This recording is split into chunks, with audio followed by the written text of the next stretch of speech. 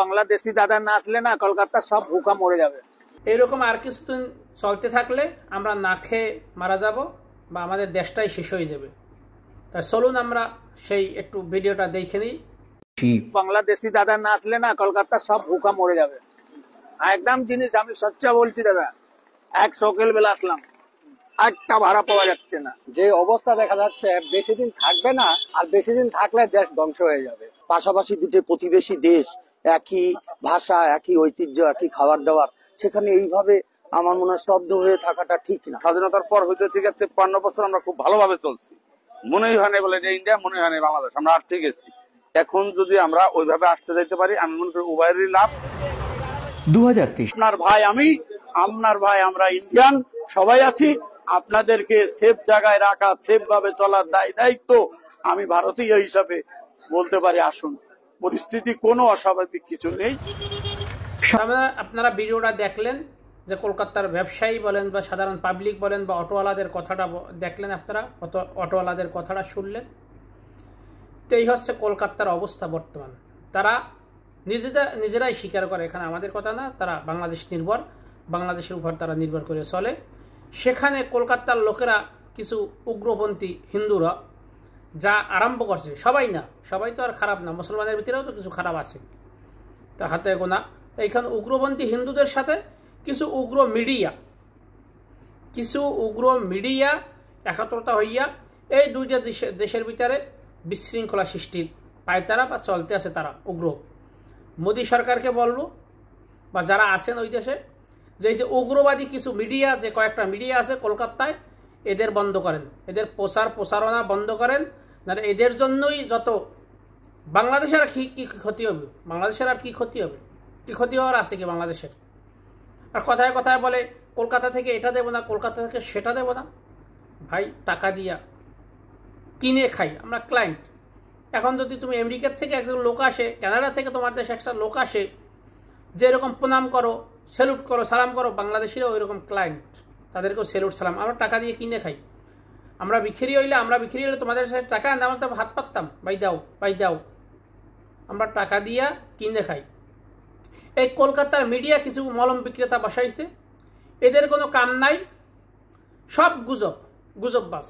আমি বলবো বাংলাদেশে যারা আছেন, আর বাংলাদেশে যারা মিডিয়া বা বাংলাদেশে যারা ছাত্র অভ্যুত্থানের বা ছাত্র জনতার অভ্যুত্থান বা তারা একটা সেল গঠন করেন, এদের বিরুদ্ধে রিপোর্ট করেন, অহরহ রিপোর্ট করতে থাকেন এই মিডিয়াগুলোর বিরুদ্ধে, এবং তাদের এই প্রোপাগান্ডা ছড়ানোর বিরুদ্ধেও আপনারা সেল গঠন করেন। এই প্রোপাগান্ডা দিয়েই তাদের দিতে হবে, জবাব দিতে হইব, নাহলে এরা থামবে না। এরা কিছু মিডিয়া, তাদের রেপুটেশন নাই, কিছু নাই, মানুষের চিনতেও না, এই খালি উল্টোপাল্টা নিউজ করে মানুষের ভিতরে একটা সৃষ্টি করে দিয়া এরা রেপুটেশন বাড়াইতেছে নিজেদের। হিন্দু যারা আছেন, যারা একবারে সঠিক পথের হিন্দু বা যারা জ্ঞানজাম বা যারা উগ্রবাদী না, তাদের কাছেও অনুরোধ থাকবে যে আপনারা এইসব মিডিয়া থামান। এইসব মিডিয়ার জন্য দেশের ক্ষতি হবে, অর্থের ক্ষতি হবে, জানমালের ক্ষতি হবে, অনেক কিছু। এইসব মিডিয়া আপনারা থামান, এইসব মিডিয়া আপনারা কান দিয়েন না। এগুলো হয়েছে মলম বিক্রেতা, এগুলো হয়েছে আগে মলম বিক্রি করতো, এখন মিডিয়ায় চান্স পাইছে খালি মলম বিক্রি করার জন্যই। ময়ূখ রঞ্জনকে আমাকে ভয় পায়, হেনুজ আমাকে ভয় পায়। ইনুস তোমাকে ভয় পাইব, তুমি কি বাঘ বাল্লুক? তোরে ভয় পায় না, তোর ভিতরে যে একটা খারাপ আছে, এই খারাপটারে ভয় পায়, তোরে ভয় পায় না। তুই যে মিথ্যু ধোকাবাজ, তো তুই যে তোর যে গুজবগুলো ছাড়াও, এই গুজবেরে ভয় পায়। গুজবেরে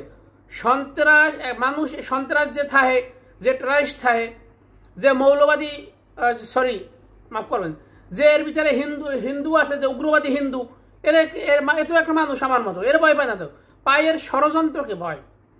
তুই হইছ ময়ূখ রঞ্জন, তুই হইছ মলম বিক্রেতা, তোরে ভয় পাওয়ার কি আছে? চোখ তো একটা ঠিক মতো দেখাও না, তোর আর ভয় পাওয়ার আছে কি? তা তুই যে মলম বিক্রি করবি, তোর এই মলম বিক্রিটারে ভয় পাইবি ডক্টর মোহাম্মদ ইউনূস, তোরে ভয় পায় না, ভয় পায় তোর নেশারে রে, তোর যে খাচ্চার, তোর যে নেশার খারাপ, তুই যে গুজববাজ, একটা ডাঙ্গাবাজ, উগ্রবাদ, তোর এই জন্য তোরে ভয় পায়। তা তুই যে এই যে প্রচার করতে আছো গুজব, তোর মা বাপ ছেলে সন্তান নাই ঘরে, এগুলো তোর কিছু বলে না? এদের কাছে মুখ দেখাও কেমনে? বলে না? না তোর কোনো ধর্ম নাই, না তোর কোনো ধর্মই নাই, তুই বিধর্মী, মানে তোর কোনো ধর্মই নেই। কমুকে এগুলোর কর মতো কিছু নাই। ময়ূক রঞ্জনের কইতেছি, প্রকৃত যেটা নিউজ আছে আর আরও কয়েকটা মিডিয়া আছে, কালকাড়া না গালকাড়া নিউজ না কি ওদেরকেও বলতেছি, সঠিক নিউজ যেটা আছে প্রচার কর। এই যে গুজব ছড়াই নিয়ে এগুলো বন্ধ কর। বাংলাদেশের হিন্দুরাও তোদেরকে জুতা পিটিয়ে নিয়ে পিটাইতে আছে, তার ভাই তোদের লজ্জা হয় না কেন? ঘটনা কি? এগুলো বন্ধ কর ভাই, গুজব বন্ধ কর। তোদের কলকাতার মানুষ দেখ কানতে আসে, না খাইয়ে রয়েছে, বাংলাদেশি পর্যটক ছাড়া, বাংলাদেশি ছাড়া, তোদের হাসপাতাল বন্ধ, হোটেল বন্ধ, দেখো তো এগুলো তো দেখতে আসো। বাংলাদেশে তোরে নিউজ করছে কখন আমরা না খাইয়েছি, বাংলাদেশ থেকে জনগণ কইছে তোদের বিকল্প অনেক দেশ আছে মালামাল আনার, টাকা দিয়ে কিনবো, টাকা দিয়ে ক্লায়েন্ট ভাইয়ার আমরা, বুঝছো? আমরা কিনে আসি টাকা দিয়ে, আমরা ফিরিয়ে নিই না। ভালো থাকবেন। আর এই গুজবের শক্ত প্রতিহত করার জন্য পাল্টা গুজবের সিস্টেম করেন আপনারা। ধন্যবাদ, আসসালামু আলাইকুম।